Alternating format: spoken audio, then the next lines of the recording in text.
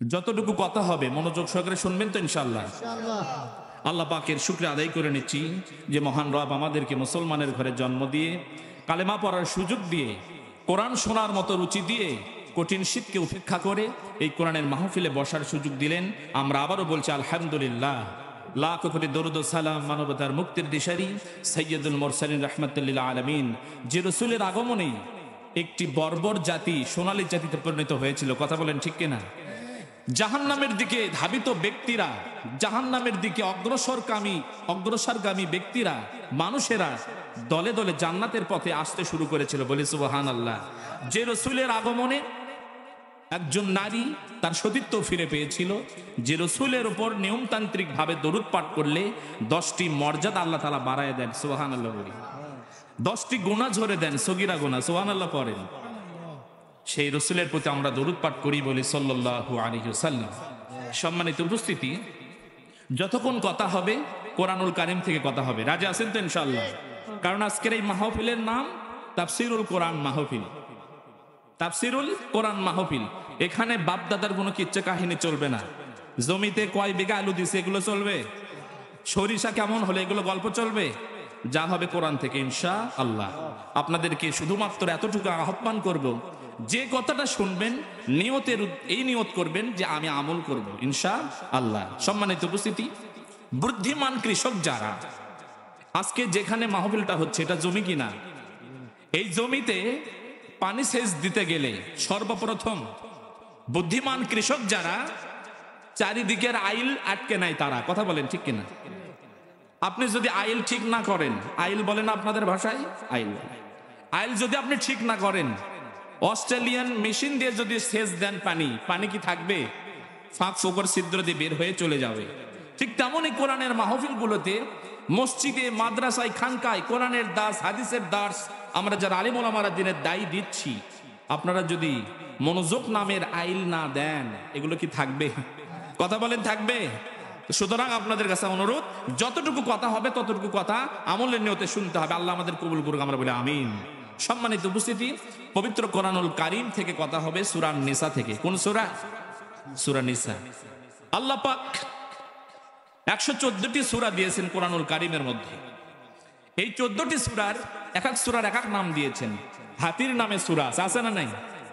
মৌমাছির নামে সূরা আছে, পিঁপড়ার নামে সূরা আছে, লোহার নামে সূরা আছে, নারীদের নামেও সূরা আছে। কথা বলেন ঠিক কিনা?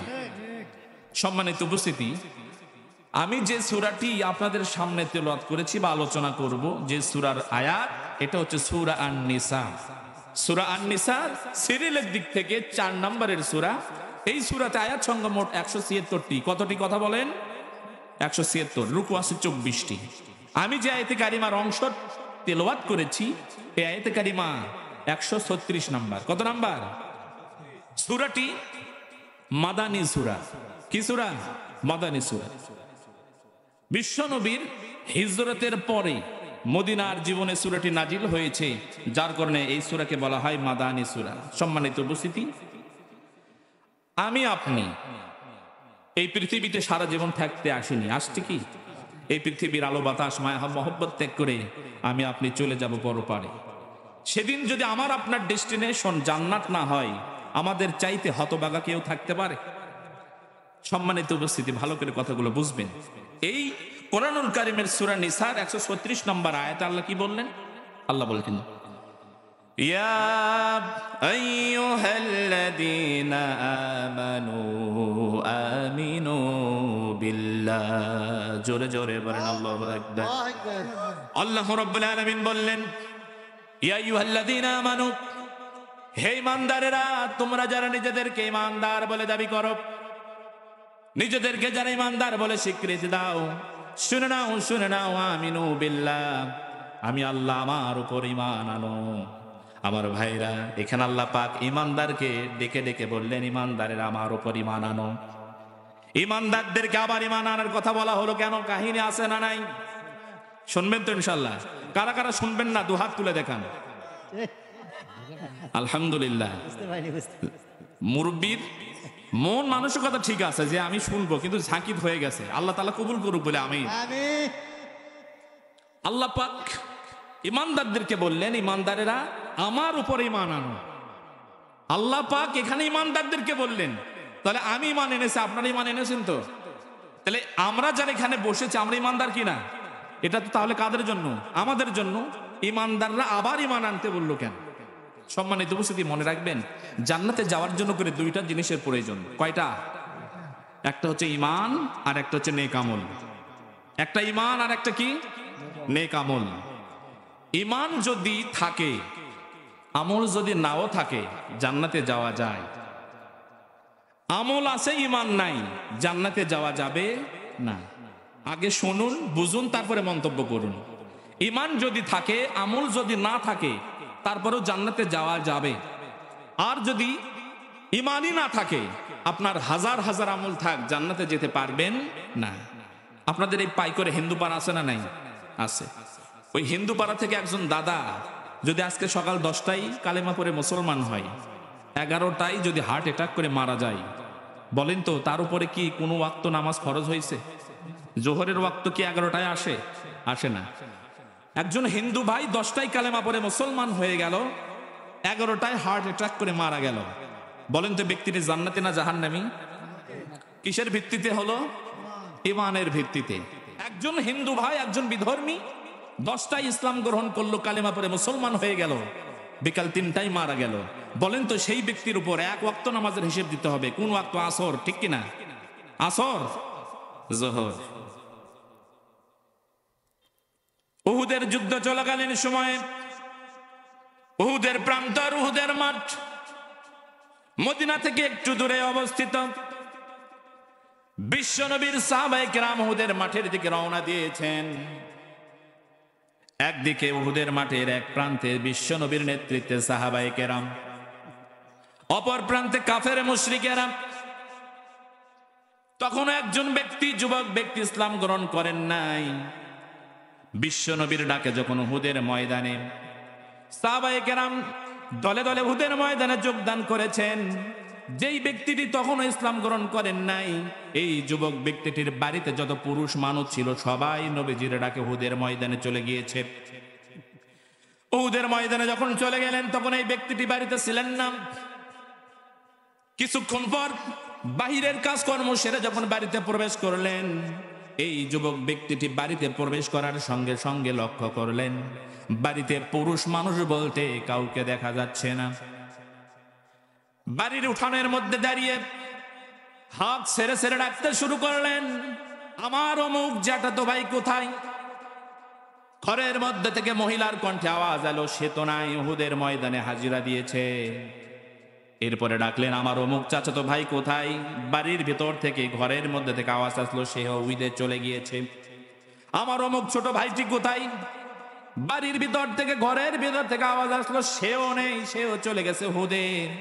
এই যুবক ব্যক্তিটি চিন্তা করলেন, আহারে আমি তো যুবক, আমি তো একজন পুরুষ মানুষ, এই বাড়ির মধ্যে পুরুষ মানুষ কেউ নেই, শুধুমাত্র কেবলমাত্র যারা রয়েছে তারা নারী আর শিশু। আমি তো নারীও না, শিশুও না, আমি তো নারীও না, শিশুও না, আমি পুরুষ মানুষ, কিভাবে আমি বাড়িতে থাকতে পারি? কালেমা পড়লেন, উহুদের ময়দানে ঝাঁপিয়ে পড়লেন। সুবহানাল্লাহ। কি বাসায় যে বলবেন নাকি? উহুদের ময়দানে যুবকটি যখন প্রবেশ করলেন, উহুদের প্রান্তরের এক দ্বীপে সাহাবায়ে কেরাম তাবু গেড়েছেন, অপর প্রান্তে কাফের মুশরিকেরা। সাহাবায়ে কেরাম চিন্তা করলেন, এই ব্যক্তিটি এখনো তো ইসলাম গ্রহণ করে নাই, সাহাবীরা জানে না সে মুসলমান হয়েছে, কালেমা পড়েছে নিজে নিজে। চিন্তা করলেন, আমরা জানি না এই যুবক ব্যক্তিটি ইসলামের পক্ষে, বিশ্বনবীর পক্ষে যুদ্ধ করার জন্য এসেছে নাকি মুশরিকদের পক্ষে যুদ্ধ করার জন্য এসেছে, তারা বিষয়টা বুঝতে পারছে না। ইতিমধ্যে উহুদের যুদ্ধ শুরু হয়ে গেল। মুসলমানদের পক্ষ নিয়ে, আল্লাহ রাসূলের পক্ষ নিয়ে, সাহাবায়ে কেরামদের পক্ষ নিয়ে এই যুবক ব্যক্তিটি আপ্রাণ লড়াই করতে থাকলো। লড়াইয়ের এক প্রান্তে গুরুতর আহত হয়ে পড়ল। সাহাবায়ে কেরাম এই যুবক ব্যক্তিটিকে ধরাধরি করে বাড়িতে নিয়ে গেলেন। এমন মুমূর্ষু অবস্থা, জীবন যায় যায় ভাব। একজন সাহাবী চিন্তা করলেন, এই ব্যক্তিটা কথা বলতে পারবে না, সে আসলে ইসলামের পক্ষে লড়ার জন্য উহুদে গিয়েছিল না বিপক্ষে, এটা তো জানার দরকার। এই চিন্তা করে এই মুমূর্ষ যুবক ব্যক্তিটির পাশেই বসেছিল তার একটি বোন। এই বোনকে বললেন, বোন, ও আল্লাহর বান্দি, তোমার ভাই উহুদের ময়দানে গিয়েছিল ইসলামের পক্ষে লড়ার জন্য না বিপক্ষে লড়ার জন্য? আল্লাহ রাসূলের পক্ষে লড়ার জন্য না ইহুদিদের পক্ষে লড়ার জন্য? তুমি একটু আমাকে বলো। আল্লাহর কি কারিশমা প্রিয় ভাইয়েরা, মনোযোগ দিয়ে শুনুন। তার বোন উত্তর দেওয়ার আগে এই মুমূর্ষ ব্যক্তিটি আল্লাহ পাকের রহমতে শরীরের মধ্যে শক্তি পেয়েছেন। এই ব্যক্তিটি বলতেছেন, ও আল্লাহর নবীর সাহাবী, আমি উহুদের ময়দানে গিয়েছিলাম শুধুমাত্র কেবলমাত্র আল্লাহ রসুলের পক্ষে লড়ার জন্য। সুবহানাল্লাহ। বিশ্বনবী বললেন, আমাদের এই বিশ্বনবী দয়ার নবী জান্নাতের খোঁজ খবর দিয়েছিলেন। আমরা অনেকে জানি প্রসিদ্ধ 10 জনকে জান্নাতের খোঁজ খবর দিয়েছিলেন। এই প্রসিদ্ধ 10 জন ছাড়াও অন্যান্য সাহাবীদেরকেও জান্নাতের খোঁজ খবর দিয়েছিলেন। এই অন্যান্য সাহাবীদের মধ্যেও এই ব্যক্তি একজন। আচ্ছা, এই ব্যক্তিটি কালেমা পড়লেন, উহুদের প্রান্তরে গেলেন, যুদ্ধ করলেন, আহত হলেন, শহীদ হলেন, জান্নাতের খোঁজ খবরই পেলেন। সুবহানাল্লাহ বলেন। আচ্ছা, নামাজ পড়ার কি সুযোগ পেয়েছে? নামাজ পড়ার কি কোনো সুযোগ পাইছে? নামাজ পড়ার সুযোগ পায়নি। তাহলে কিসের ভিত্তিতে জান্নাতি হলো? ইমানের ভিত্তিতে। সম্মানিত উপস্থিতি, এতটুকু আলোচনা আপনারা বুঝতে পেরেছেন তো? ইমান যদি থাকে জান্নাতে যাওয়ার সম্ভাবনা আছে, আর ইমান যদি না থাকে আমল দিয়ে জান্নাতে যাওয়া যাবে না। আপনাদের এলাকায় এখানে মাছ মারার একটি যন্ত্রের নাম জাল, নেট, কথা বলেন ঠিক কিনা? এই জাল যদি ফাড়া হয়, কাটা হয়, মাছ উঠবে কি উঠবে না? উঠবে, কম কম হলে উঠবে, কথা বুঝবেন ভালো করে। কিন্তু মাছ ধরে রাখার যে যন্ত্র, তার নাম কি? খলি বলেন, বালতি বলেন, অনেক জায়গায় আপনার ডিলা বলে, যেটা যাই বলে বলুক। এখন এই খলির তলায় যদি না থাকে, মাছ কি ওখানে থাকবে? আপনি যদি 10 মণ মাছও ধরেন, তারপরে খলির মধ্যে একটা মাছও থাকবে না। আপনি অনেক ইবাদত করেন, আপনি অনেক দান সদকা করেন, আপনি অনেক তাসবিহ তাহলিল কোরআন তেলাওয়াত তাহাজ্জুদের নামাজ পড়েন, কিন্তু আপনার ইমানই নাই। আমলগুলো কি যোগ হবে না বিয়োগ হবে? কথা বলেন। কিন্তু আপনার যদি ইমান থাকতো, আপনি অল্প আমল করলে সে আমলটা যোগ হতো, কথা বলেন ঠিক কিনা? সম্মানিত উপস্থিতি, এই ইমান যদি আমরা নিজেদেরকে যদি ইমানদার বলে থাকি, তাহলে আমি যে আয়াতটা পড়েছি, ইয়া আইয়ুহাল্লাযিনা আমানু আমিনু বিল্লাহ, আল্লাহ বলছেন, হে ইমানদারেরা তোমরা আল্লাহর উপর ঈমান আনো। তাহলে এখানে পরিষ্কার আমরা সবাই ইমানদার, ঠিক কিনা বলেন? তাহলে এই আয়াতটা আমাদের জন্য কিনা? এই আয়াতের যদি ব্যাখ্যা দেই, আমাদের মধ্যে অনেক ব্যক্তি আছে বেঈমান হয়ে গেছে অনেক দিন। ব্যাখ্যা শুনবেন ইনশাআল্লাহ। সম্মানিত উপস্থিতি, কোরআনুল কারীমের কোন বিষয় যখন আলোচনা করা হবে, ডালপালা এত ওখানে সেখানে না ধরে নির্দিষ্ট একটা পয়েন্ট, একটা বিষয়ের উপর তাফসীর করতে গেলে তো 2 ঘন্টাতেও শেষ করা যাবে না। কিন্তু ইদানিং দেখা যায় কখন কোন দিকে চলে যাচ্ছে, কখনো উত্তরে, কখনো দক্ষিণে, কখনো পশ্চিমে, কখনো পূর্বে। আমি এটা করতে চাই না। আমি যে পয়েন্টটা ধরেছি এই পয়েন্টের উপর আলোচনা করব ইনশাআল্লাহ।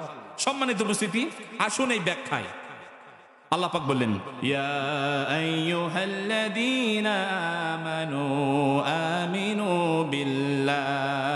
জোরে জোরে বলেন আল্লাহু আকবার।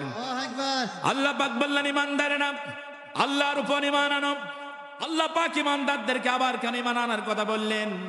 আপনাদেরকে বোঝানোর জন্য বলছি। একজন ছাত্র যদি একটা কলেজে, ইউনিভার্সিটিতে, মাদ্রাসায় ভর্তি হয়ে যায়, ওই মাদ্রাসার কলেজের প্রিন্সিপাল যদি বলে, বাবা তুমি আবার ভর্তি হও, কি বলবে? আবার ভর্তি হও। ছাত্র যদি গয়েকের গা ধয়েকের ধা, কি হলো? কথা বলেন। গাধা মার্কা ছাত্র যদি হয়, তাহলে বলবে আমি তো ভর্তি হয়েছে, আবার কেন ভর্তি হতে বলে? স্যারের মনে হয় মাথা গেছে।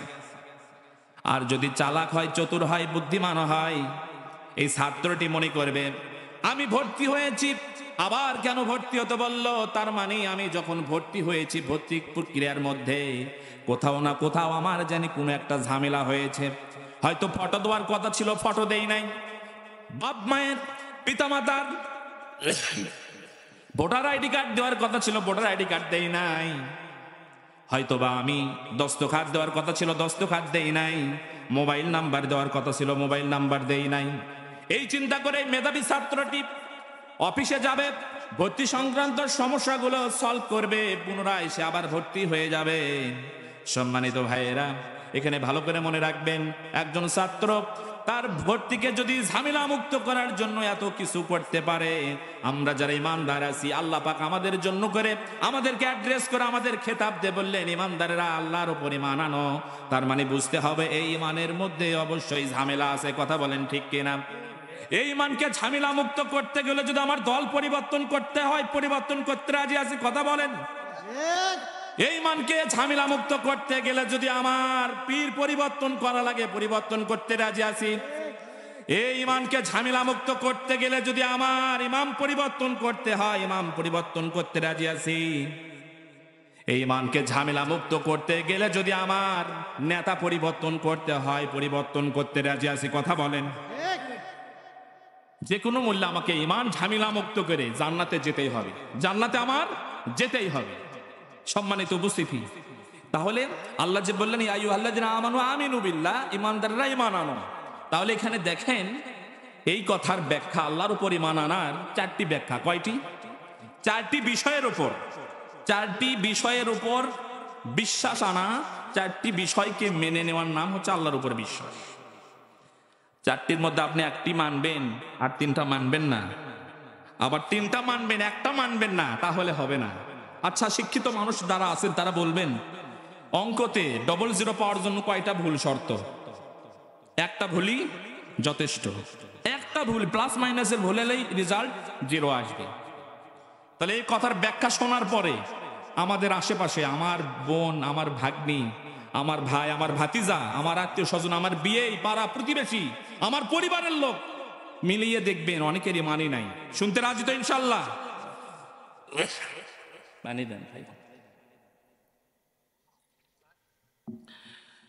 প্রথমটি হচ্ছে আল্লাহকে বিশ্বাস করার অর্থ হচ্ছে আল্লাহর উপর ঈমান আনার চারটির মধ্যে প্রথমটি হচ্ছে আল্লাহর অস্তিত্বকে মেনে নেওয়া, আল্লাহর অস্তিত্বকে মেনে নেওয়া।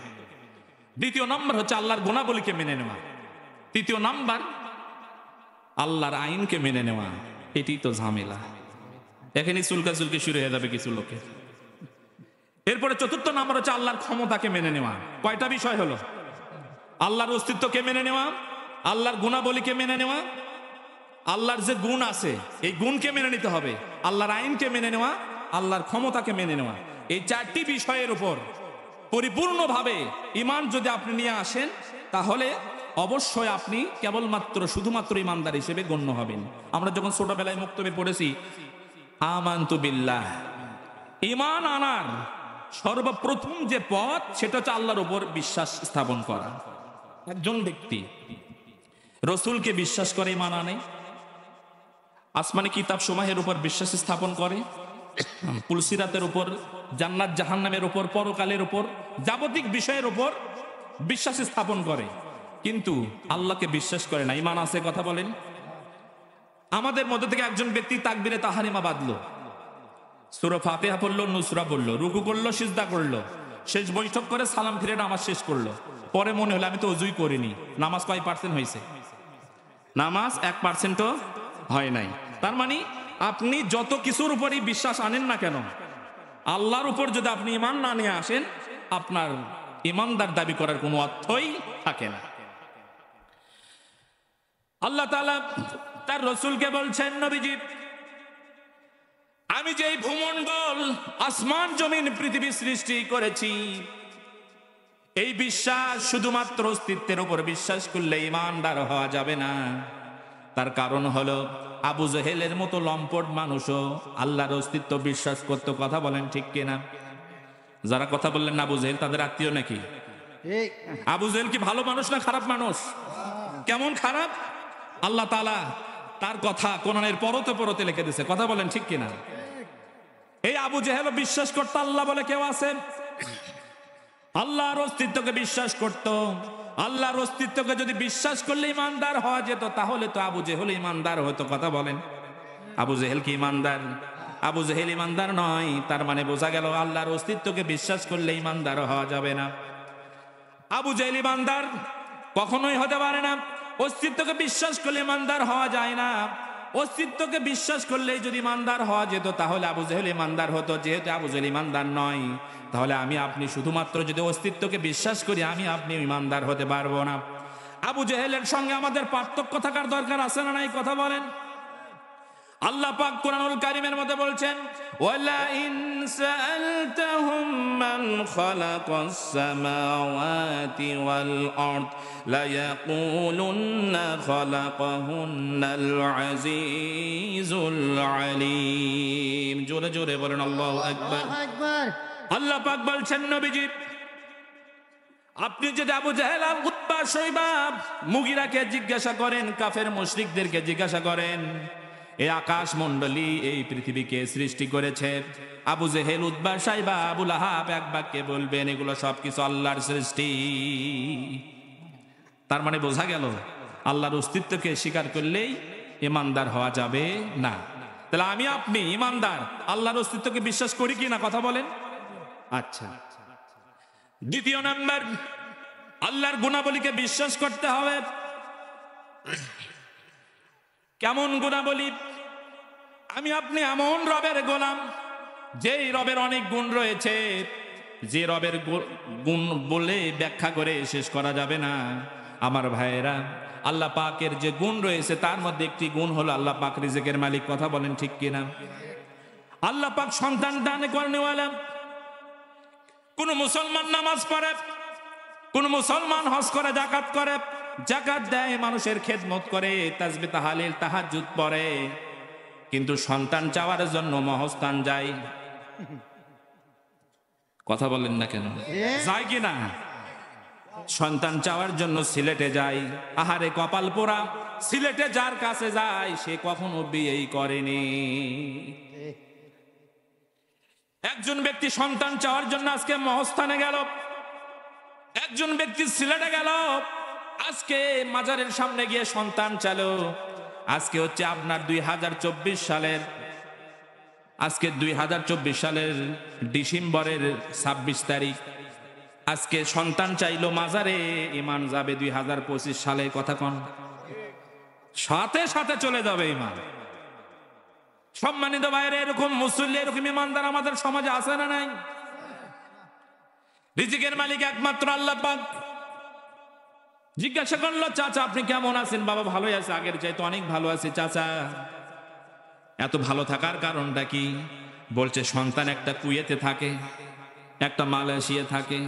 সন্তান যদি মালয়েশিয়া না থাকতো, কুয়েতে না থাকতো, না খেয়ে মরা লাগতো। নাউজুবিল্লাহ পড়েন। রিজিক, রিজিক কর্তা, রিজিক দাতা কাকে বানালো? সন্তানকে। এরকম ইমানদার আমাদের সমাজে আছে না নাই? তার মানে কি সেই ইমানদার আছে? ইমানদার, ইমান তখনই চলে গেছে। আল্লাহর গুণাবলীকে বিশ্বাস করতে হবে। আল্লাহ পাক গুণের আধার। আল্লাহ পাকের যত গুণ রয়েছে সমস্ত গুণের উপর আমরা বিশ্বাস আনবো। কথা বলেন ঠিক কিনা? সম্মানিত ভাইয়েরা, নির্দিষ্ট সময়ের মধ্যে আলোচনা শেষ করার চেষ্টা করব, সংক্ষিপ্ত করে বলছি। আমি আপনি যদি আল্লাহকে বিশ্বাস করি, কয়টা বিষয় মেনে নিতে হবে আবার বলেন? প্রথমটি আল্লাহর অস্তিত্বকে বিশ্বাস, দ্বিতীয়টি হলো আল্লাহর গুণাবলীর উপর বিশ্বাস, তৃতীয়টি হলো আল্লাহর আইনের উপর বিশ্বাস। আল্লাহর আইনের উপর বিশ্বাস আনার দরকার আছে না নাই? আমি কোন আল্লাহর ইবাদত করি? যে আল্লাহর আইন আছে, যে আল্লাহর বিধান আছে, যে আল্লাহর সংবিধান আছে, যে সংবিধান দিয়ে যদি আমি আমার নিজের ব্যক্তিগত জীবন থেকে রাষ্ট্র ভবন পর্যন্ত পরিচালনা না করি, আমি আবার কিসের ইমানদার? সম্মানিত ভাইয়েরা, আল্লাহ রাব্বুল আলামিন সুন্দর করে সূরা আহজাবের 36 নম্বর আয়াতে আমাদের জন্য নির্দেশ দিয়ে দিচ্ছেন, আমাদের জন্য সতর্কবাণী দিয়ে দিচ্ছেন। আল্লাহ পাক বলছেন, ওয়ামা কানা লিমুমিনিন ওয়ালা মুমিনাতিন ইযা কাদাল্লাহু ওয়া রাসূলুহু আমরান আন ইয়াকুনা লাহুমুল খিয়ারাতু মিন আমরিহিম ওয়া মান ইয়াসিল্লাহা ওয়া রাসূলুহু ফাকাদ দাল্লা দালালাম মুবিনা। জোরে জোরে বলুন আল্লাহু আকবার। আল্লাহ পাক বলছেন, আমি আল্লাহর পক্ষ থেকে, রসুলের পক্ষ থেকে যদি কোনো সিদ্ধান্ত গৃহীত হয়ে যায়, আমি আল্লাহ আমার পক্ষ থেকে যদি সিদ্ধান্ত কোনো চূড়ান্ত হয়ে যায়, রসুলের পক্ষ থেকে যদি কোনো সিদ্ধান্ত চূড়ান্ত হয়ে যায়, কোনো মুমিন পুরুষ অথবা মুমিনা নারীর জন্য করে সেই সিদ্ধান্তের বাহিরে কোনো সিদ্ধান্ত নেওয়ার ইখতিয়ার নাই। আর যদি এটা কোনো মুমিন পুরুষ অথবা মুমিনা নারী করে, তাহলে তারা হবে পথভ্রষ্ট। কি হবে? আল্লাহ পাক বললেন, আমি আল্লাহ আমার রসুলের পক্ষ থেকে, আমার পক্ষ থেকে যে ফায়সালা করা হবে, যে সিদ্ধান্ত দেওয়া হবে, এই সিদ্ধান্তর বাহিরে কোনো সিদ্ধান্ত চলবে না।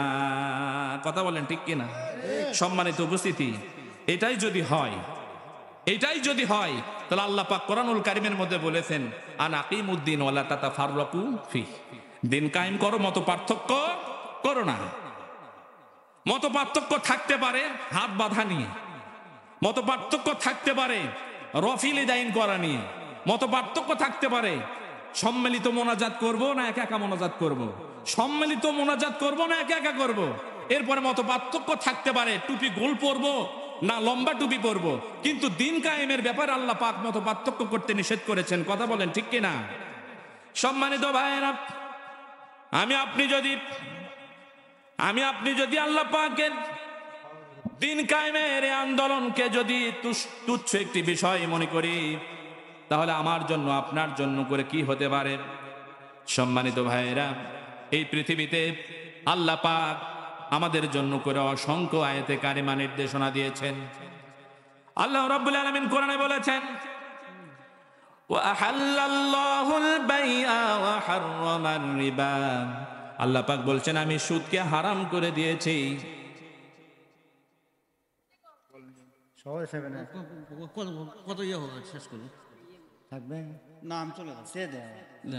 প্রথমটি আল্লাহর অস্তিত্বকে বিশ্বাস, আল্লাহর গুণাবলীকে বিশ্বাস, আল্লাহর আইনকে বিশ্বাস। এখানে আমরা যারা দীর্ঘ 10 বছর ধরে কোনো চাকরি করি, মনে করেন সরকারি চাকরি বলেন, বেসরকারি চাকরি বলেন, অফিস টাইম শুরু হয় 10টা থেকে 5টা পর্যন্ত বা 4টা পর্যন্ত। বুকে কেউ হাত দিয়ে বলতে পারবেন যে 10 বছরের মধ্যে অফিসে যাওয়া আসি নিয়ে ইন টাইম আউট টাইমের মধ্যে কখনো সময়ের হেরফের হয়নি? কেউ বলতে পারবেন কি? বুকে হাত দিয়ে কেউ বলতে পারবেন? কেউ বলতে পারবেন না। অথচ যেই সূর্য হাজার হাজার বছর পূর্ব থেকে, অনেক আগে থেকে পূর্ব দিগন্ত উদিত হয়, পশ্চিম আকাশে অস্তমিত হয়, একটি দিনের জন্য করেও হেরফের করলো না। কথা বলেন ঠিক কিনা? এই সূর্যটা কার হুকুম মানে? কার আইন মানে? একই জমিতে তেঁতুলের গাছ, খেজুরের গাছ, এই দুই হাত পাশাপাশি অবস্থান, একটি মিষ্টি একটি টক। কে করলো এটা? কার হুকুম মেনে এই বিধানটা তারা পরিচালিত করে? সম্মানিত ভাইরা, সমস্ত কুল কায়নাত, পশু পাখি, সমস্ত মাখলুকাত আল্লাহ তাআলার আইন মানে, শুধুমাত্র আমি আপনি মানুষ আল্লাহর আইন মানতে চাই না। আল্লাহ তাআলা কোরআনে বলছেন, লাকাদ খালাকনাল ইনসানা ফি আহসানি তাকওয়িম। জোরে জোরে বলেন আল্লাহু আকবার। আল্লাহ বললেন, বান্দারে সুন্দর অবয়ব কাঠামো দিয়ে আমি তোকে তৈরি করলাম। হাতের জায়গায় হাত দিলাম, পায়ের জায়গায় পা দিলাম, চোখের জায়গায় চোখ দিলাম, নাকের জায়গায় নাক দিলাম, যেখানে যা প্রয়োজন সুন্দরভাবে সেটিং করে দিলাম। তারপরে তুই কেন আমার ইবাদত করিস না? একটি পোষা কুকুর, একটি পোষা বিড়াল যদি আপনার বাড়িতে থাকে, দীর্ঘদিন ধরে যদি আপনি তাকে খাবার দেন, দেখবেন আপনার বাড়ি ছেড়ে অন্য কোথাও যাবে না। অথচ যেই মনিব আমাকে আপনাকে মায়ের গর্ভ থেকে শুরু করে দুনিয়ায় ভূমিষ্ঠ হওয়ার পর থেকে এত পবিত্র জিনিস খাওয়ায় দিচ্ছেন, পুকুর ভরা মাছ, ফসলের ক্ষেত ভরা ফসল, এত নিয়ামত আল্লাহ আমাকে আপনাকে দিলেন, সেই আল্লাহর হুকুম আমি আপনি কতটুকু মানছি? সেই আল্লাহর আইন কতটুকু আমি আপনার জীবনে বাস্তবায়ন করছি? ব্যক্তিগত জীবনে, পারিবারিক জীবনে, সামাজিক জীবন থেকে শুরু করে রাষ্ট্র জীবন পর্যন্ত কতটুকু আল্লাহর হুকুম পালন করছি, আল্লাহর আইনকে মানছি? আমি আপনি যদি আমার নিজের বিবেককে প্রশ্ন করি, আল্লাহর কাছে ধরা খেয়ে যাব। সম্মানিত ভাইয়েরা, আল্লাহ পাক কোরআনে বলেছেন, যে আয়াতটি আমি পড়েছিলাম,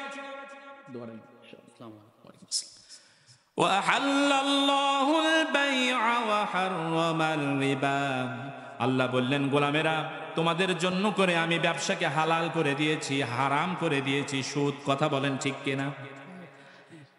এই কোরআনুল কারীম প্রত্যেকটা হরফ, প্রত্যেকটা আয়াত আল্লাহ পাকের হুকুম, আল্লাহ পাকের আইন। কথা বলেন ঠিক কিনা?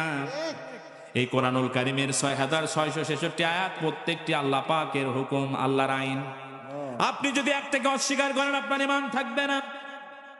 আল্লাহ যেহেতু কোরআনে বললেন, ওয়া হাল্লাল্লাহুল বাই'a ওয়া হাররামার রিবা, আমি আল্লাহ পাক সুদকে হারাম করে দিয়েছি, ব্যবসাকে হালাল করে দিয়েছি।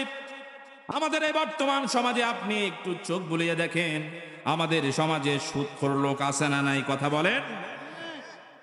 আবার নাকি নামাজও পড়ে, তাহাজ্জুদও পড়ে, দান সদকাও করে, ইমানদারও দাবি করে ঈমান আছে। আল্লাহ বললেন, সুদ খেও না, সুদ হারাম। সুদের সর্বনিম্ন গুনাহ হচ্ছে নিজের মাকে বিবাহ করা। কথা বলেন নাউযুবিল্লাহ। বুখারী মুসলিমের হাদিসের মধ্যে এসেছে, বিশ্ব নবী বলেছেন, যারা সুদ দিল, যারা সুদ নিল, যারা সুদের চুক্তি লিখলো, আর যারা সাক্ষী থাকলো, এই 4 শ্রেণীর মানুষের উপর আল্লাহ রাসূলের লানত। ব্যাখ্যার মধ্যে এসেছে, লানত দেওয়ার অর্থ হলো কিয়ামতের ময়দানে বিশ্বনবী তার উম্মতদেরকে, যারা সুদ খেয়েছে তাদেরকে চিনবে না, তাদেরকে দূর করে দিবে, তাদের জন্য সুপারিশ করবে না। আমার ভাইরা ভালো করে মনে রাখবেন, আজকের এই পাইকর চকপাড়া গ্রামে যে মাহফিল হচ্ছে, মাহফিলের উদ্দেশ্য করে অনেক মেহমান এসেছে। কথা বলেন ঠিক কিনা? অনেকের বোন জামা এসেছে, অনেকের বেটি জামা এসেছে, অনেকের ভাগ্নি ভাস্তে রয়েছে।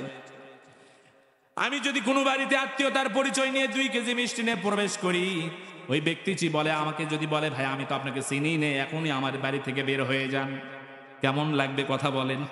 কিয়ামতের ময়দানে যখন আল্লাহ পাকের রাসূল বিশ্বনবীর সুপারিশ ব্যতীত একজন ব্যক্তিও জান্নাতে যেতে পারবে না। বিশ্বনবীর একটা সুপারিশ ছাড়া কেউ জান্নাতে যেতে পারবে না। বিশ্বনবী সেদিন যদি আমাকে আপনাকে না চেনে, আমার চাইতে আপনার চাইতে হতভাগার কেউ থাকতে পারে না।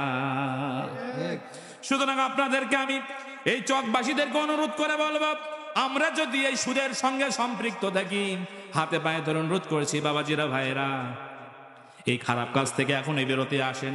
তার কারণ আল্লাহ পাক কোরআনুল কারীমের মধ্যে বলছেন যে আমি ইমানদারকে ঈমান আনার কথা বললাম, আর ইমানদার যদি আপনি নিজেকে দাবি করেন, আল্লাহ পাকের কোরআনের কোনো বিধানকে আপনি অস্বীকার করতে পারবেন না।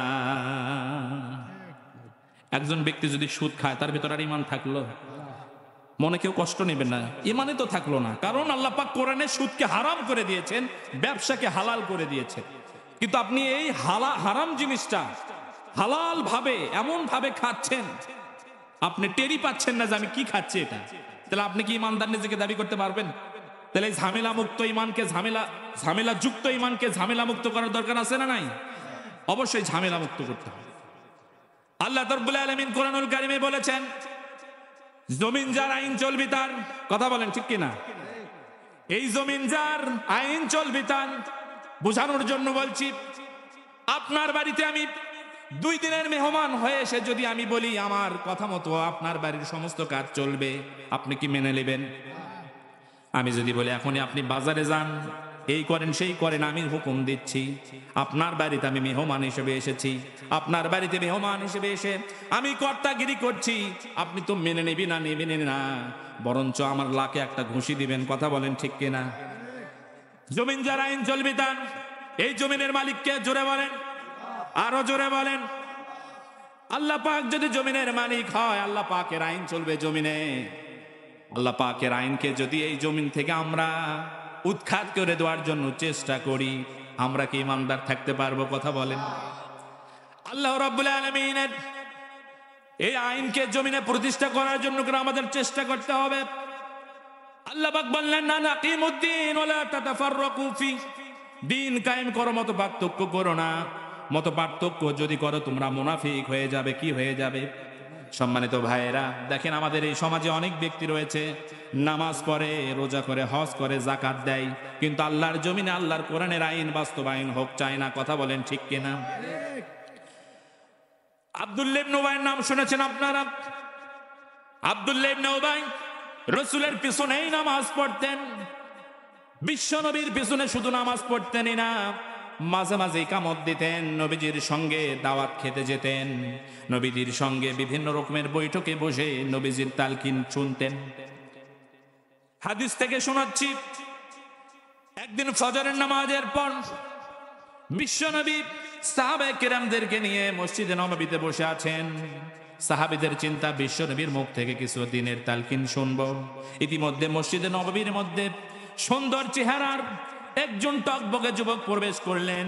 এই যুবকটি যখন মসজিদে নববীর মধ্যে প্রবেশ করলেন, যুবকের চোখ দিয়ে চোখের পানিগুলো ডয়ে পড়ছিল। বিশ্বনবী জিজ্ঞেস করলেন, ও যুবক, তুমি কাঁদো কেন? তুমি ভেতরে এসো। এই যুবক ব্যক্তিটি মসজিদে নববীর মধ্যে প্রবেশ করলেন। বিশ্বনবীকে বললেন, ইয়া রাসূলুল্লাহ, এই অবস্থায় আমার মনের যে অবস্থা, আমার চাইতে দুঃখী মানুষ এই সমাজ আর কেউ নাই। নবীজি বললেন, কি হয়েছে বলো শুনি। এই যুবক ব্যক্তিটি বললেন, ইয়া রাসূলুল্লাহ, এই পৃথিবীতে সবচাইতে ভালোবাসার মানুষ মা আর বাবা। আমার বাবা ইন্তেকাল করেছেন। নবীজি বললেন, আহারে, এটা তো অবশ্যই দুঃখের কথা। নবীজি বললেন, তোমার জন্য আমি কি করতে পারি? এই যুবক ব্যক্তিটি বললেন, ইয়া রাসূলুল্লাহ, আমার বাবা যখন ইন্তেকাল করবেন, ইন্তেকালের পূর্ব মুহূর্তে আমার হাতটা ধরলেন এবং বললেন, বাবারে, আমি যদি দুনিয়া থেকে বিদায় হয়ে যাই, বিশ্ব নবী যদি বেঁচে থাকে, আমার পক্ষ থেকে 4টি ওসিয়ত নবীজিকে করবে। নবীজি যেন আমার এই 4টি ওসিয়ত পূর্ণ করে। আল্লাহর নবী বললেন, যুবক, তুমি বলো তোমার বাবার সেই ওসিয়তগুলো কি কি? এই যুবক ব্যক্তিটি বললেন, ইয়া রাসূলুল্লাহ, প্রথম ওসিয়ত হলো, আমার বাবার গোসল কোনো মানুষ দেবে না। আমার বাবার গোসলের পানি আপনি নবী আপনার বরকতি হাতে ঢালবেন। তার কারণ হচ্ছে, আপনি আপনার মোবারক হাত দিয়ে যদি আমার বাবার গোসলের পানি দেন, আমার বাবাকে যদি গোসল করে দেন, আল্লাহ পাক হয়তো আমার বাবার জন্য করে ক্ষমা করে দিতে পারেন। নবীজি বললেন, আমি রাজি হয়ে গেলাম। দ্বিতীয় কোন শর্ত, দ্বিতীয় কোন ওসিয়ত তুমি বলো। যুবক ব্যক্তিটি বললেন, ইয়া রাসূলুল্লাহ, শুধু গোসল করালেই হবে না। পৃথিবীর কোন গার্মেন্টসের কোন দোকানের কাপড় আমার বাবার কাপনের কাপড় হবে না। আমার বাবার কাপনের কাপড় হবে আপনি নবীজি আপনার জুব্বা মোবারক দিয়ে আমার বাবার কাফন বেনে দিতে হবে। নবীজি বললেন, আমি তাতেও রাজি হয়ে গেলাম। এই যুবক ব্যক্তিটি নবীজির সঙ্গে এরকম কথোপকথন করছেন। সাহাবায়ে কেরাম মাঝখানে বসে আছেন। সাহাবায়ে কেরামরা বুঝতে পারছে না এই ছেলেটি কার ছেলে, এই যুবকটি কার ছেলে। আল্লাহর নবী বললেন, যুবক, এই দ্বিতীয় শর্তে আমি রাজি হয়ে গেলাম। তৃতীয় কোন ওসিয়ত তুমি আমাকে বলো। এই যুবক ব্যক্তিটি বললেন, ইয়া রাসূলুল্লাহ, গোসল করালে হবে না, আপনার জুব্বা দিয়ে কাফনের কাপড় বানিয়ে দিলেই হবে না। এই পৃথিবীর কোন ইমাম সাহেব আমার বাবার জানাজা পড়াবে না, আপনি নবী স্বয়ং আমার বাবার জানাজা পড়াবেন। নবীজি বললেন, আমি রাজি হয়ে গেলাম। সাহাবায়ে কেরামরা আশ্চর্য হয়ে যাচ্ছেন, আহারে, কার ছেলে কোন ব্যক্তির জন্য করে নবীজি এত শর্ত পূরণ করার জন্য করে রাজি হয়ে যাচ্ছে। এরপরে নবীজি বললেন, বাবা, চতুর্থ নাম্বার তোমার ওসিয়তটি বলো কি। এই যুবক ব্যক্তিটি বললেন, ইয়া রাসূলুল্লাহ, শুধু গোসল করালেই হবে না, শুধুমাত্র কাফনের কাপড় বানিয়ে দিলেই হবে না, জানাজা নামাজের ইমামতি করলেও হবে না। চতুর্থ নাম্বার শেষ ওসিয়ত হলো, ইয়া রাসূলুল্লাহ, আপনি আপনার মোবারক হাত দিয়া আমার বাবার লাশটা কবরের মধ্যে নামায়া দিবেন। বিশ্বনবী বললেন, আমি রাজি হয়ে গেলাম। বর্ণনার মধ্যে এসেছে, কিতাবের মধ্যে, সাহাবায়ে কেরামদের মধ্যে কান্নার একটা রোল পড়ে গেল।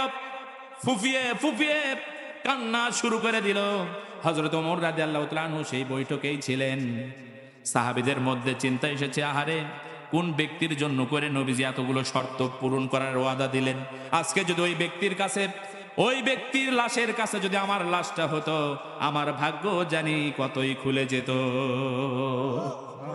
সাহাবায়ে কেরাম এক পর্যায়ে জিজ্ঞাসা করলো, যুবক, তোমার বাবার নাম কি? তোমার বাবাটাকে কার জন্য করে তুমি নবীজির কাছে ওসিয়ত নিয়ে এসেছো? এই ব্যক্তিটি বললেন, ও আল্লাহর রাসূলের সাহাবায়েরা শোনো, আমার বাবা আর অপরিচিত কোনো মানুষ নয়, আমার বাবা তোমাদের সকলের পরিচিত। বিশ্বনবীর পিছনে নামাজ পড়েছেন, বিশ্বনবীর পিছনে কামাত দিয়েছেন, বিশ্বনবীর সঙ্গে দাওয়াত খেতে গিয়েছেন, বিশ্বনবীর সঙ্গে দিনের তালকিন করেছেন। আমার বাবা আর কেউ নয়, আমার বাবা আব্দুল্লাহ ইবনে উবাই ইবনে সুলুল। নাউজুবিল্লাহ পড়েন। বর্ণনার মধ্যে এসেছে এই কথা শোনার পরে সাহাবায়ে কেরামদের অবস্থা পরিবর্তন হয়ে গেল। হযরত ওমর রাদিয়াল্লাহু তাআলা আনহু গরম মাপের সাহাবী, তরবারি বের করেছেন কভার থেকে, খাপের মধ্য থেকে। আল্লাহ রাসূল বললেন, ওমর তুমি বসে পড়ো। ওমর বললেন, ইয়া রাসূলুল্লাহ, এই ব্যক্তির বাবা আপনাকে কি কি করেছে আপনি কি ভুলে গিয়েছেন? ইয়া রাসূলুল্লাহ, আব্দুল্লাহ ইবনে উবাই কত বড় মুনাফিক ছিল আপনি তো জানেন সবকিছু। আপনাকে মারার জন্য করে আবু জেহেল, উতবা, সাইবা, আবু লাহাব, মুগীরাদের সঙ্গে হাত মিলিয়েছিল। নবীজি আপনি যখন ইসলামকে প্রতিষ্ঠা করার জন্য করে মিছিল মিটিং করেছেন, এই জমিনে কোরআনের রাজ কায়েম করার জন্য করে যখন আপনি পরিকল্পনা গ্রহণ করেছেন, আপনার এই পরিকল্পনাগুলো আব্দুল্লাহ ইবনে উবাই, আবু জাহেল, উতবা, সাইবা, আবু লাহাবদের কাছে পার্সেল করে দিত। ইয়া রাসূলুল্লাহ, শুধু তাই নয়, আপনার সঙ্গে একদিন এক ইহুদির বাড়িতে দাওয়াত খেতে গিয়েছিল। ইহুদির মেয়েকে ফুসলিয়ে ফাসলিয়ে খাসির গোশতের মধ্যে বিষ মিশিয়ে দিয়েছিল নবীজি আপনাকে মারার জন্য। ইয়া রাসূলুল্লাহ, আপনার সারা জীবনের মিশন ছিল আল্লাহর জমিনে আল্লাহর দিন প্রতিষ্ঠা করা, আর এই আব্দুল্লাহ ইবনে উবাই তাতে বাধা দিয়েছিল। ইয়া রাসূলুল্লাহ, আপনাকে অনুরোধ করছি আর জন্য করে আপনি এগুলো করবেন না। কত বড় দয়ার নবী, কেমন নেতা! আল্লাহ পাক কোরআনে বলেছেন, ওয়ামা আরসালনাকা ইল্লা রাহমাতাল লিল আলামিন। জোরে জোরে বলেন আল্লাহু আকবার। সমগ্র জাতির জন্য করে বিশ্ব নবীকে রহমত করে প্রেরণ করেছেন। রহমতের সেই প্রমাণ, সেই দৃষ্টান্ত নবীজি দেখিয়ে দিলেন। নবীজি বললেন, ওমর রে, তুমি জানো না আল্লাহ পাক এখনো আমাকে এই আব্দুল্লাহ ইবনে উবাই যে মুনাফিক, এটা তো আমাকে ওহী করে জানাই নাই। আমাকে যেতে দাও, আমি আর ওসিয়তগুলো পূর্ণ করব। কিতাবের মধ্যে এসেছে হযরত ওমরের বাবা যখন নবীজি মানছেন না, এই যুবক ব্যক্তিটির সঙ্গে ওসিয়তগুলো পূর্ণ করার জন্য করে যাচ্ছিলেন। কিতাবের মধ্যে বর্ণনা এভাবে এসেছে, হযরতে ওমর হালকা করে নবীজির জামা টেনে ধরেছিলেন, ইয়া রাসূলুল্লাহ, আপনি যাবেন না। ইসলামকে কায়েম করার জন্য করে আপনি কত না কষ্ট করেছেন, তায়েফের ময়দানে রক্ত দিয়েছেন, উহুদে দান মোবারক শহীদ হয়ে গিয়েছে আপনাকে পাগল বলেছে, আপনাকে বিভিন্নভাবে জেল জরিমানার মধ্যে অন্তর্ভুক্ত করেছে। ইয়া রাসূলুল্লাহ, আপনি যাবেন না। নবীজি মানলেন না, চলে গেলেন। বিশ্বনবী যখন গোসল করালেন, শেষ পর্যায়ে যখন জানাজার নামাজ শুরু হয়ে যাবে, আব্দুল্লাহ ইবনে উবাইয়ের লাশটা সামনে রেখে নবীজি যখন, আমরা যেমন তাকবীরে তাহরিমা এই কান পর্যন্ত হাত উঠায় কিনা কথা বলেন, বিশ্বনবী যখন জানাজা নামাজ শুরু করার জন্য করে কান পর্যন্ত হাত উঠিয়ে দিয়েছেন, আল্লাহ পাক সঙ্গে সঙ্গে জিবরাইল আলাইহিস সালাম ফেরেশতাকে নাজিল করে দিয়েছেন। আল্লাহর ফেরেশতা জিবরাইল আলাইহিস সালাম এসে বললেন, নবীজি আপনি কান পর্যন্ত হাত উঠাইছেন, এই হাতটা আপনি আর নামাবেন না।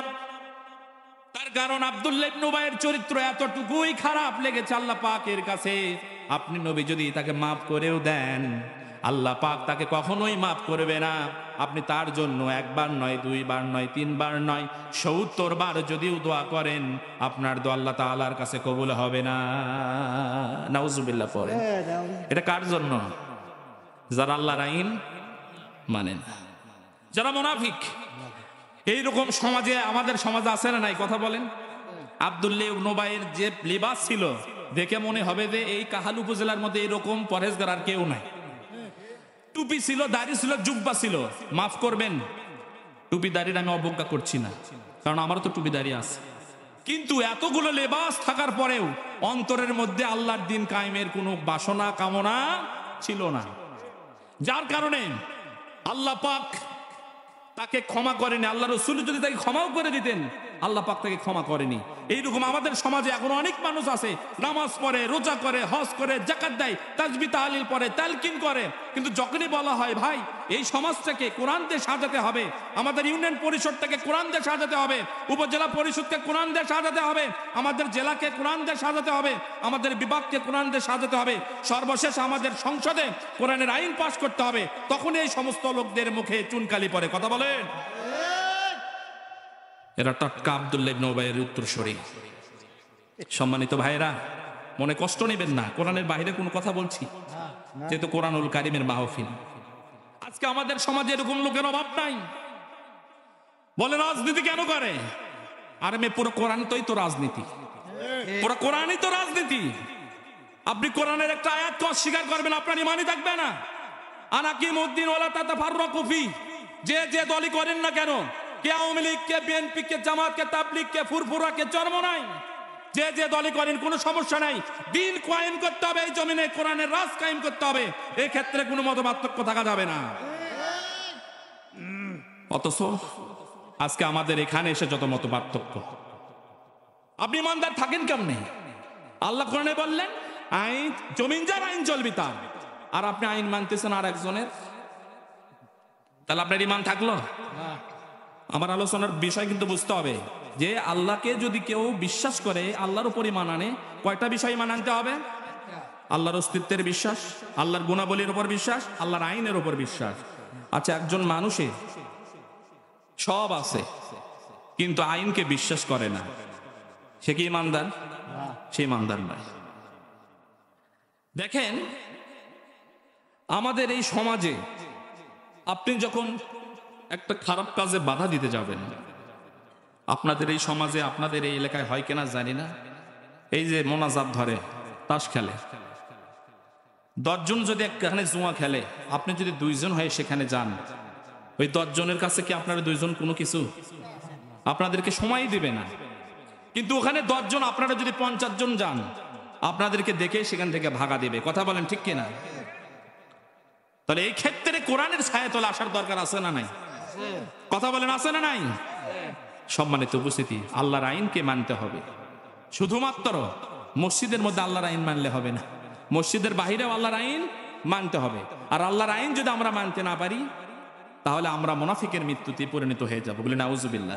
আল্লাহ পাক আমাদেরকে আল্লাহর কোন আইনের বিরোধিতা থেকে হেফাজত করুক, আমরা বলি আমিন। সম্মানিত উপস্থিতি, 4র্থ নাম্বার কি বলেছিলাম? আল্লাহর ক্ষমতাকে মেনে নেওয়া। আল্লাহ তাআলা কোরআনে বলছেন তাবারাকাল্লাযী বিয়াদিহিল মুলকু ওয়া হুয়া আলা কুল্লি শাইইন কাদির। জোরে জোরে বলেন আল্লাহু আকবার। আল্লাহ বললেন সার্বভৌমত্বের অধিকারী আমি, সমস্ত ক্ষমতার মালিক আমি, রাজত্বের মালিক আমি। আমরা যারা বলি সকল ক্ষমতার উৎস জনগণ, এ কথা যদি কেউ মন থেকে বলে আর মনের বাহিরেও থেকেও বলে, আর যদি সে অনুযায়ী যদি আমল করে, সঙ্গে সঙ্গে ঈমান নষ্ট হয়ে যাবে।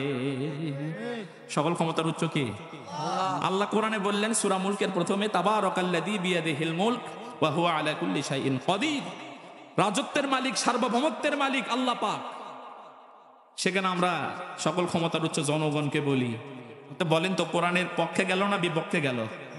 তো কোরআনের একজন ইমানদার বেঈমান হওয়ার জন্য করে একটা আয়াতকে অস্বীকার করাই যথেষ্ট। যেমন অঙ্কতে 00 পাওয়ার জন্য একটা ভুলই যথেষ্ট, ইমানদার থেকে বেঈমান হওয়ার জন্য করে একটা আয়াতকে অস্বীকার করাই যথেষ্ট।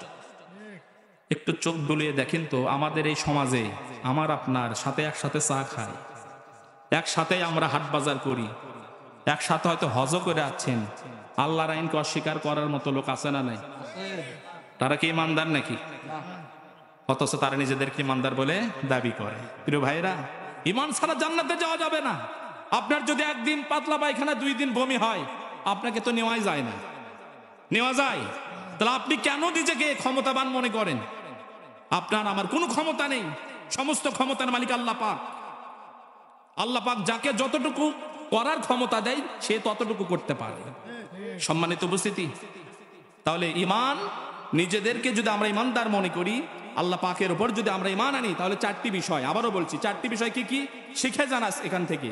আল্লাহর অস্তিত্বের উপর বিশ্বাস, আল্লাহ বলে কেউ আছে। এরপরে হচ্ছে আল্লাহর গুণাবলীর উপর বিশ্বাস, আল্লাহ রিজিকের মালিক, আল্লাহ সন্তান দেওয়ার মালিক, আল্লাহ ভালো রাখার মালিক, অসুখ দেওয়ার মালিক, অসুখ বিসুখ থেকে সুস্থ রাখার মালিক আল্লাহ। অনেকে অনেক শিরিক করে থাকে, ডাক্তারের কাছে গিয়ে বলে ভাই আমার তো এই সমস্যা, একটু ওষুধ দেন। ওষুধ খাওয়ার পর আল্লাহর রহমতে ভালো হয়ে যায়। ভাই আপনার কালিকেই দেখলাম অসুস্থ, আজকে হট করে আপনি দেখলাম সুস্থ, হাঁটা চলাফেরা করতে পারতেছেন, কিভাবে কি হলো? কচ্ছে ভাই অমুক ডাক্তারের ওষুধ খেয়ে ভালো হয়ে গিয়েছে। বলি কি না আমরা? তাহলে আমরা ডাক্তারকে রব মানলাম, ডাক্তারকে আমি কি করলাম? রব মানলাম। অথচ হাদিসের মধ্যে এসেছে আমি আপনি যখন ওষুধ গ্রহণ করি, এই ওষুধটা পেটের মধ্যে গিয়ে আল্লাহকে বলে আল্লাহ এই গোলামের জন্য করে কি আমি কাজ করব কি না? সুবহানাল্লাহ বলেন।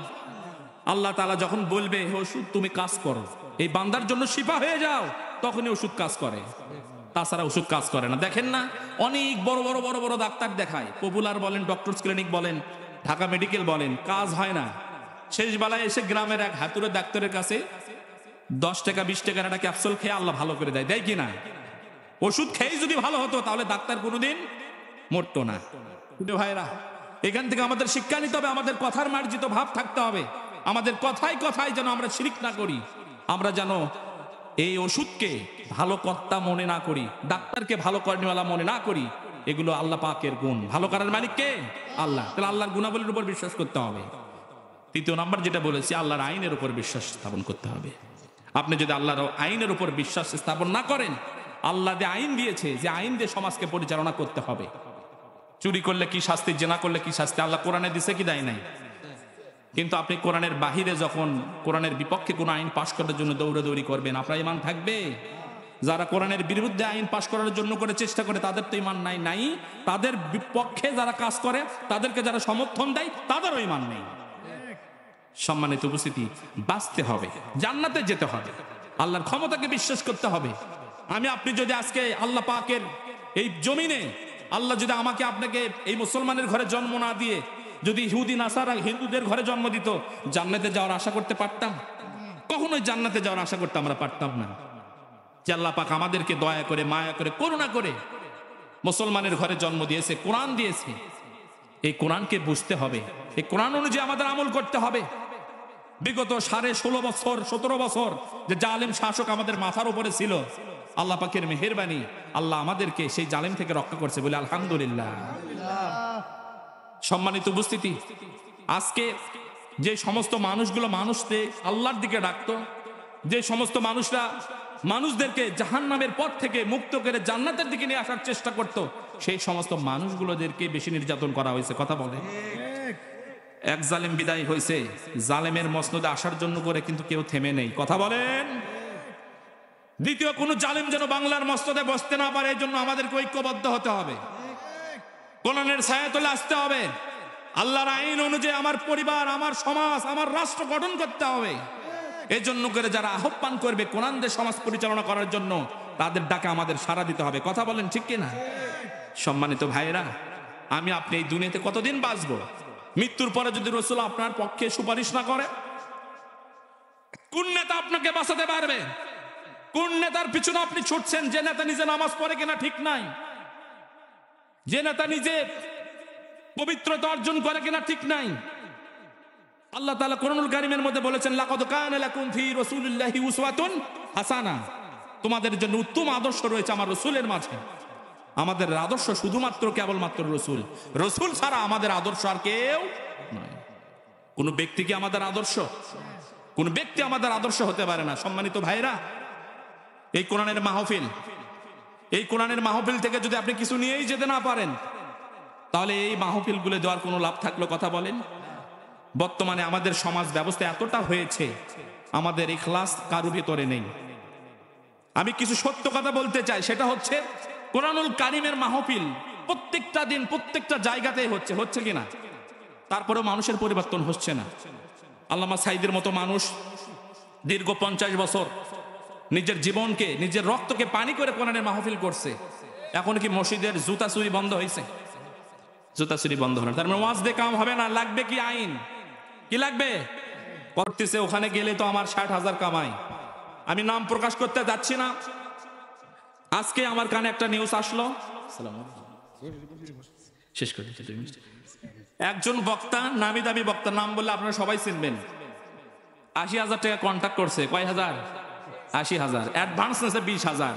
ও আবার বলে কি, নিঃশ্বাসের বিশ্বাস নাই। বেটা তুমি তো 20,000 নিয়ে বসে আছো, তুমি মারা গেলে দিবে কে? আজকে ট্র্যাডিশন হয়ে গেছে, কমার্শিয়াল হয়ে গেছে। আমাদের শ্রোতাদের মধ্যে, আহ্বায়ক কমিটিদের মধ্যেও সমস্যা। ভাইরাল বক্তা ছাড়া নেওয়া যাবে না, ভাইরাল বক্তা ছাড়া নেওয়া যাবে না। যদি 1 লাখও লাগে তাও অমুকক লাগবে, তমুকক লাগবে। মঞ্চে ওঠার আগে বলে, ভাই আমাকে আগে টাকা পেইড করেন। অর্ধেক রাস্তায় গাড়ির মধ্যে ফোন দেয়, ভাই আমার নাম্বারে টাকা সব বিকাশে পেইড করেন, তাছাড়া কিন্তু মঞ্চে উঠবো না। এই মঞ্চের এই আহ্বায়ক কমিটি যারা অসহায় মানুষ, তারা কি করবে? এত বড় একটা আয়োজন করেছে, বাধ্য হয়ে তারা জুলুমের শিকার হয়ে টাকা দেয়। এই সমস্ত বক্তারা আসে কিয়ামত পর্যন্ত হেদায়েত নসিবে হবে না। সম্মানিত ভাইরা, যারা দিনের দায়ী, যারা সাংগঠনিক কারণে বলেন, বিভিন্ন কারণে নিজের হুন্ডর তেল খরচ করে, নিজের পকেটে টাকা খরচ করে কোরআনের দার্স দেয়, হাদিসের দার্স দেয়, এই সমস্ত মানুষদেরকে কোরআনের মাহফিলে সুযোগ দেওয়া উচিত। কথা বলেন ঠিক কিনা? আজকে হেদায়েত শূন্য হচ্ছে এই কারণে আজকে আমাদের নিয়ত সহি নাই। কিয়ামতের ময়দানে এই সমস্ত বক্তাদের, এই সমস্ত আলিমদের আসামির কাঠ দ্বারাই